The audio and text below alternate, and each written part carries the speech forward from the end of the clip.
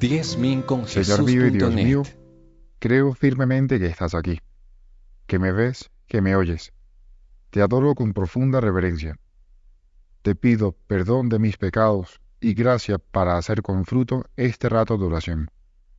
Madre mía Inmaculada, San José, mi Padre y Señor, Ángel de mi guarda, interceded por mí. Me van a perdonar, pero a mí este evangelio de hoy, que es muy breve, me llena de optimismo y de ganas de luchar. Y pido perdón, digo que me tienen que perdonar porque entiendo que no es tan evidente. Y alguno puede pensar que no estoy de acuerdo, que eso que usted dice es una percepción personal. Entiendo que alguien puede decir que la lectura está un poco forzada, pero bueno, es la opinión personal. Porque a simple vista, lo que nos propone la Iglesia para la liturgia de hoy es uno de esos pasajes que pueden ser vistos, vamos a decir, desde un punto de vista meramente humano, como un mal gesto de Jesús, un acto de desprecio, un desplante. Y claro, para alguien que está conociéndote, Señor, lo de hoy puede causar perplejidad, porque hay algo que no cuadra con lo que hemos visto en otros pasajes.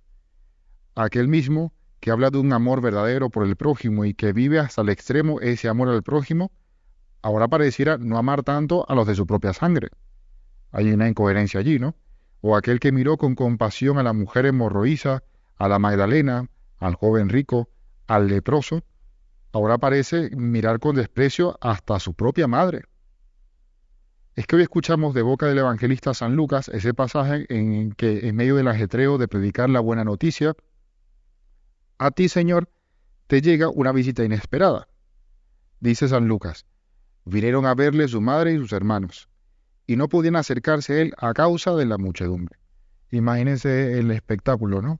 Tanta gente, como hemos visto en otros momentos, agolparse alrededor de Jesús, incluso la mujer que llegaba hasta el punto de decir, si tan solo tocase el borde de su manto, la gente que tiene prisa porque los veas, porque los atiendas, porque los sanes, y la Virgen María y tus parientes abriéndose paso en medio de aquella multitud.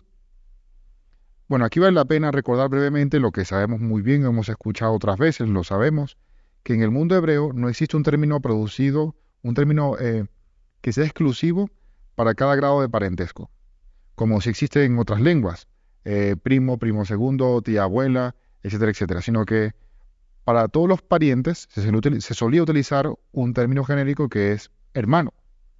Yo tengo varios amigos que son árabes, de descendencia árabe, perdón, y que, bueno, se suelen llamar primos. Todos son primos, en realidad no son primos, pero bueno, es un término genérico, ¿no? Y así sucede en el hebreo también. Aunque en realidad fuesen primos, cuñados, incluso vecinos o discípulos, se les llamaba hermanos. Y la Biblia tiene varios ejemplos claros de esto. Aquí aprovecho para hacer publicidad. Si metes en Google 50 preguntas sobre Jesús, Opus Dei, te aparece un artículo que ya tiene su tiempo, pero que es valiosísimo, sobre precisamente esto, 50 preguntas sobre Jesús.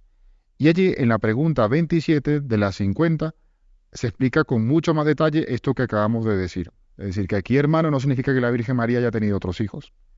Pero bueno, más o menos aclarado este punto, vamos a seguir con nuestra meditación. ¿Por qué esta respuesta tan desconcertante? Señor, cuando a ti te avisan que tu madre y tus hermanos quieren verte, tú les respondes, mi madre y mis hermanos son los que oyen la palabra de Dios y la cumplen. Y por supuesto que esto puede sonar a desplante, como queriendo decir, esa gente no es mi familia, no los conozco. Pero la Iglesia nunca la ha entendido así.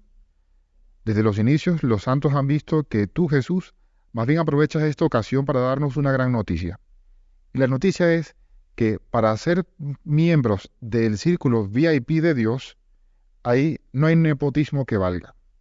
Es decir, que lo que tiene peso para ser parte de la familia de Dios no es tanto la sangre. Es verdad que nosotros quisiéramos compartir la misma sangre que tú, Señor. Bueno, si alguien aquí es del grupo sanguíneo AB, podría decir, tengo más chances de ser familia de Jesús, porque los milagros eucarísticos todos coinciden con que el tipo de sangre es AB. Pero con la respuesta del Evangelio de hoy, tú nos revelas, Señor, que más que pertenecer a un grupo sanguíneo, lo que nos hace poder participar de ese grupo VIP al que tú llamas familia, lo que importa es buscar, querer y hacer propia la voluntad de Dios. Mi madre y mis hermanos son estos, los que escuchan la palabra de Dios y la cumplen. Y por eso al inicio decía, a mí este evangelio me llena de muchísimo optimismo, porque yo también, y esto es una maravilla, yo también puedo ser parte del grupo VIP de Cristo. Ese grupo al que tú, Señor, llamas familia. Yo veo que Jesús me sigue llamando todo el tiempo a ser parte de su familia. Y con la ayuda de Dios lo veo posible y lo veo deseable. No sé, pero ¿a ti no te ilusiona también que al terminar tu pasaje en este mundo seas recibido por Jesús como su familia? Pues es posible. No podemos ser familia de Dios por la divinidad, eso es evidente, y en sentido estricto tampoco podemos ser familia de Dios según la humanidad, porque no nos unen directamente vínculos sanguíneos con Jesús. Pero sí podemos serlo si nos empeñamos cada día en conocer la palabra de Dios y ponerla por obra. De hecho, eso es lo que procuramos fomentar con esta iniciativa de 10 minutos con Jesús. Sacarle brillo al Evangelio, a la palabra de Dios. Meditarlo contigo, Jesús, para que vayamos agarrando ese gusto a tratarte, a conocerte, a querer lo que quieras tú. Que al leer la palabra de Dios no nos quedemos en lo etéreo, en lo nebuloso, en los buenos deseos, en el ojalá, sino que me salga natural preguntar de cada vez que yo escucho, cada vez que leo la palabra de Dios, Señor, ¿qué quieres que cambie de mi vida con lo que acabo de escuchar? ¿Qué tengo que abandonar? ¿En qué quieres que me esfuerce más? ¿Qué virtud te gustaría que yo trabajara más?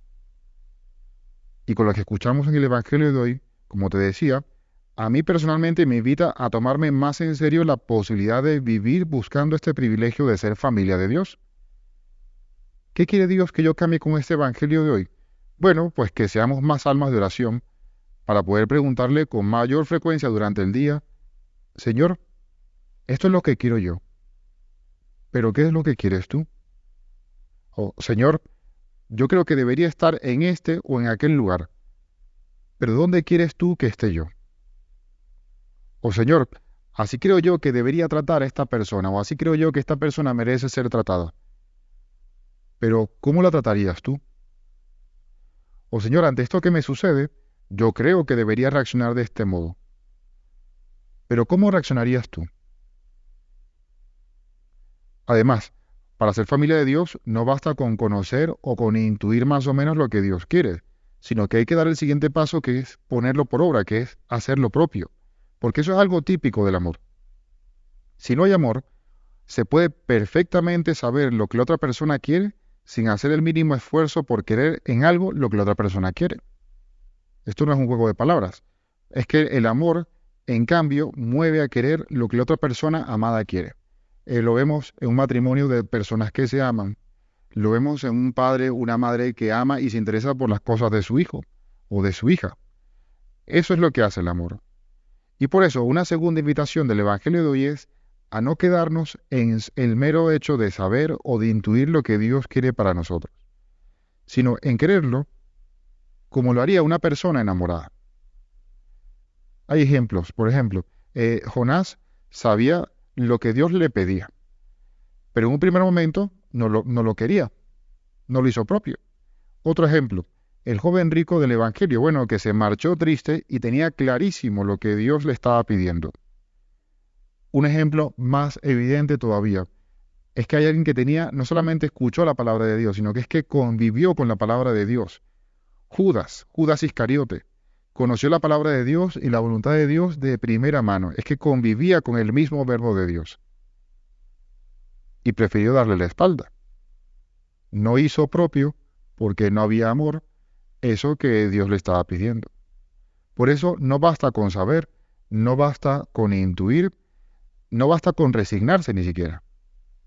Ayúdanos, Señor, a dar el siguiente paso y a amar tu voluntad hasta el punto de hacer propia esa voluntad.